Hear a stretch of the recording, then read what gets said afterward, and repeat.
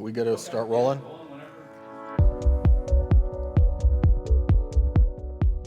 The market for the last 90 days, it's been split up a little bit.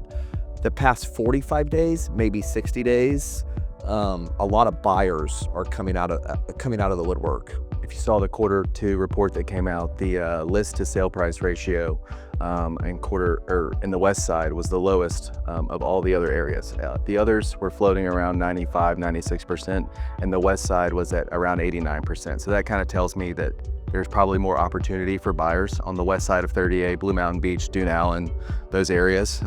Maybe more sellers are willing to move on their price, which in my eyes just kind of means more opportunity for buyers. You know, I think that buyers, obviously, when they see our market report and they see the data, they're thinking it's good news for them, right? Like, you know, I mean, it would be a good time to write up an offer and take it to a seller. Maybe the seller hasn't had anything. You know, obviously those places like Watersound Origins are tried and true, but the west side is having a really awesome opportunity for buyers. But there's such an opportunity to have a little bit more space, still have a very nice home, be close to things like Destin and Grand Boulevard, great schools. And so we've just been seeing a lot more people come to the west side because they wanted to get away from maybe the large neighborhoods that are very condensed with families and have a little more space, but to get to enjoy that beach life. So Alys Beach still has some new product being launched out, which is great. You don't always know about it because it looks like everything's under construction. There are some opportunities for some custom builds that I think are wonderful there. There are some pre-construction condos that are still available in Alys Beach, which are wonderful rental opportunities, as we just mentioned.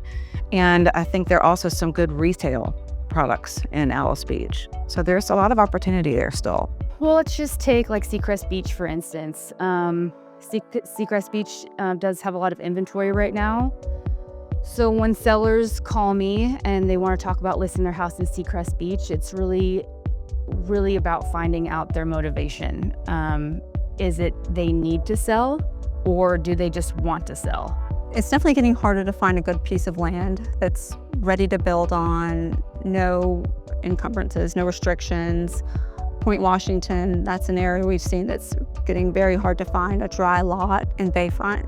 The price that they can get now is way higher than it would have been a couple years ago with the scarcity of the land. And it's even getting that way in Freeport, getting up into Freeport where there typically used to be a lot of options and now it's fewer.